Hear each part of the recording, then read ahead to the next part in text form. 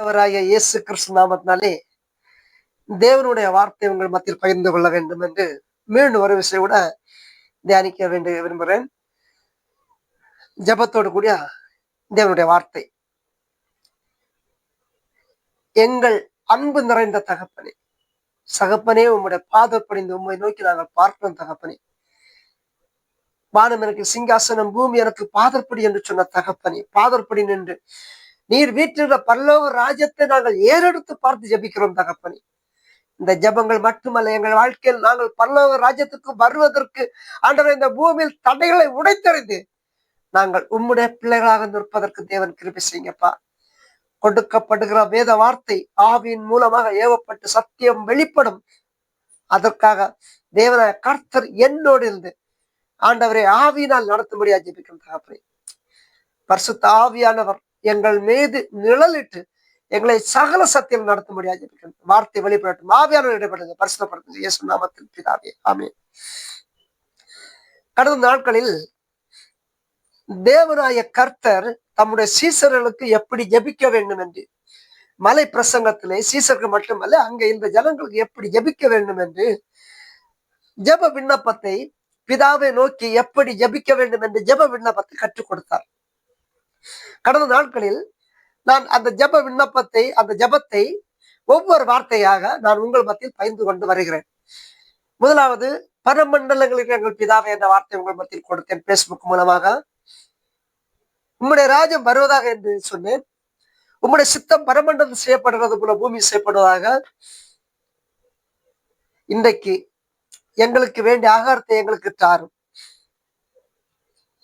அந்த வார்த்தையை உங்கள் மத்தியில் கொடுக்க வேண்டும் என்று விரும்புகிறேன். அதாவது, எங்களுக்கு வேண்டிய ஆகாரத்தை இன்றைக்கு எங்களுக்கு தாரும் என்று அந்த வார்த்தை. தேவனாய கர்த்தர் பிதாவினோடு எப்படி ஜெபிக்க வேண்டும் என்று சொல்லுகிற பொழுது, இன்றைக்கு எங்களுக்கு வேண்டிய ஆகாரத்தை இன்றைக்கு எங்களுக்கு தாரும் என்று அந்த வார்த்தை இருக்கிறது. தேவனாய கர்த்தர் மனிதருக்கு போதித்த அந்த போதனையும் அந்த ஜெபமும் எங்களுக்கு வேண்டிய ஆகாரத்தை இன்றைக்கு எங்களுக்கு தாரும் என்ற தலைப்பில் இன்றைக்கு நான் உங்கள் மத்தியில் பகிர்ந்து கொள்ள வேண்டும் என்று விரும்புகிறேன். இன்றைக்கு வேண்டிய ஆகாரத்தை எங்களுக்கு தாரும் என்று சொல்லுகிற பொழுது அதுல ஒரு சத்தியம் அடைந்திருக்கிறது. சத்தியம் அங்கே இருக்கிறது. என்னவென்று சொன்னால், தேவனாய கர்த்தர் மலை மேல் உட்கார்ந்து இந்த ஜனங்களுக்கு அந்த பிரசங்கத்தை செய்து கொண்டு வருகிற பொழுது அவரை எப்படி ஜெபிக்க வேண்டும் என்று சொல்லி தருகிறார்.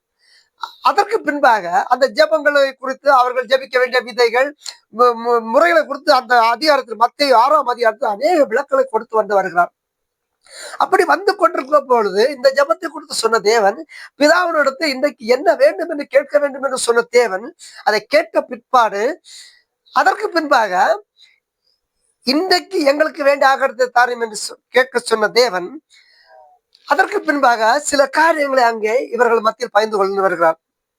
என்னவென்றால், மத்தேயு 6ஆம் அதிகாரம் 25ஆம் வசனத்திலே இப்படியாக சொல்லப்படுகிறது.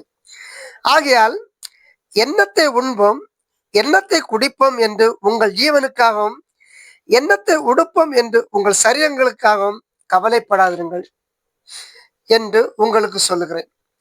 ஆகாரத்தை பார்க்கலும் ஜீவனும், உடையை பார்க்கலும் சரீரம் விசேஷித்தவை அல்லவா.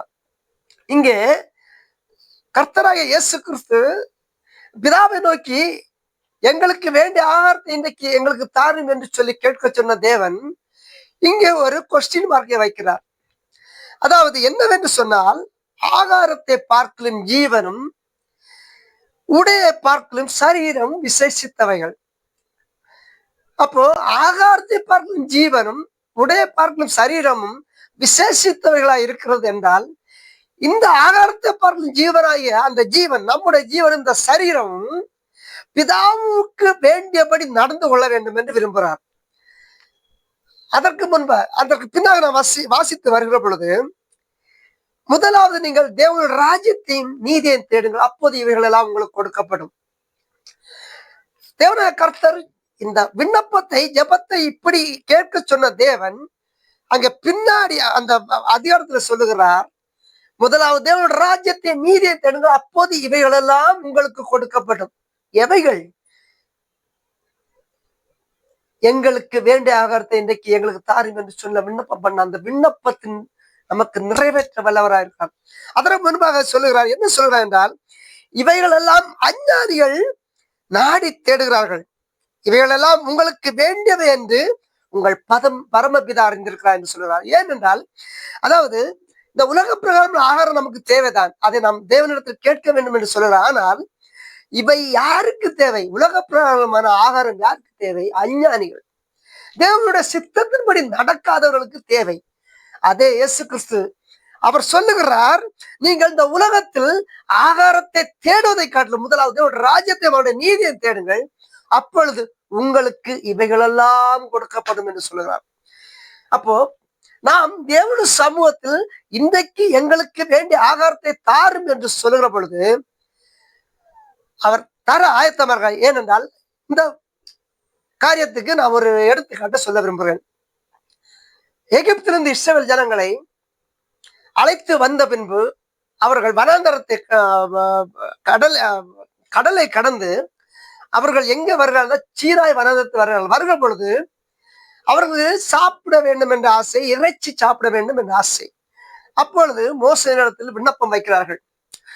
மோசேயினிடத்தில் விண்ணப்பம் வைக்கிற அந்த ஜனங்களுக்கு தேவனாகிய கர்த்தர், இவர்களை நான் சோதிக்க வேண்டும் என்று விரும்புகிறேன், சோதிக்கிறதுக்காகவே இவர்களுக்கு நான் ஆகாரத்தை கொடுப்பேன் என்று சொல்லுகிறார். என்ன செய்கிறார் என்றால், காடைகளையும் அப்பத்தையும் கொடுக்கிறார். அங்க ஒரு காரியத்தை சொல்லுகிறார், நீங்கள் 6 நாள் உங்களுக்கு அன்றைக்குள்ள அந்த அப்பத்தை நீங்கள் எடுத்துக்கொள்ளுங்கள், மிஞ்சினது எடுக்க வேண்டாம், குறைந்தது எடுக்க வேண்டாம், உங்களுக்கு தேவையானது எடுத்துக்கொள்ளுங்கள் என்று சொல்கிறார்.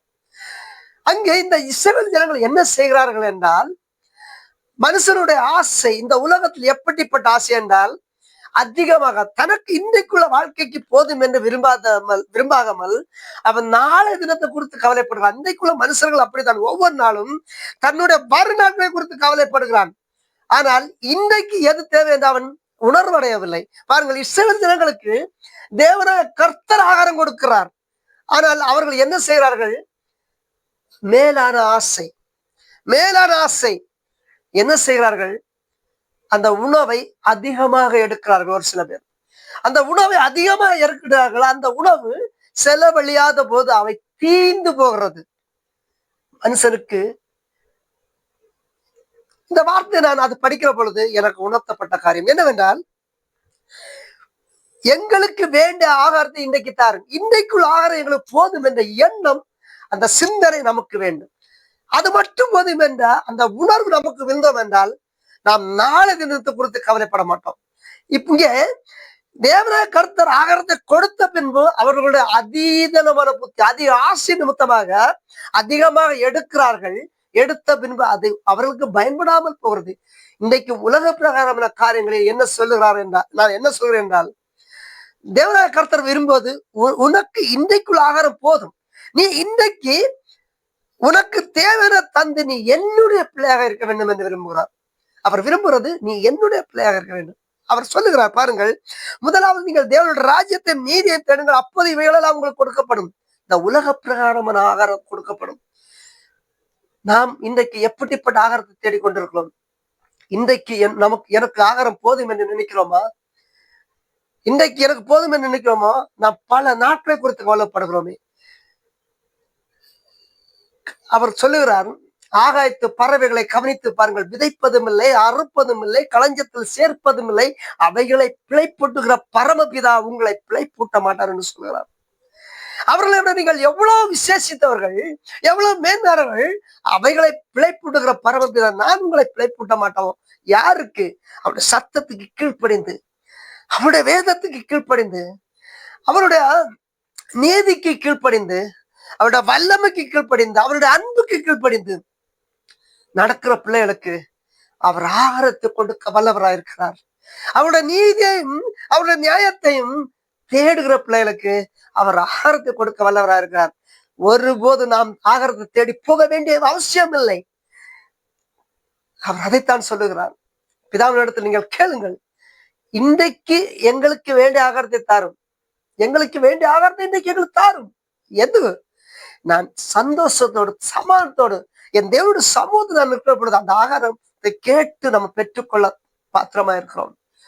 அன்பு சகோதரன் சகோதரி, முதலாவது தேவனுடைய ராஜ்யத்தை நீதியை தேடுங்கள், அப்போது இவர்கள் உங்களுக்கு கொடுக்கப்படும். எவைகள்? இந்த உலக பிரகாரமான ஆகாரத்தை தேவன் கொடுக்க ஆயத்தமா இருக்கிறார்.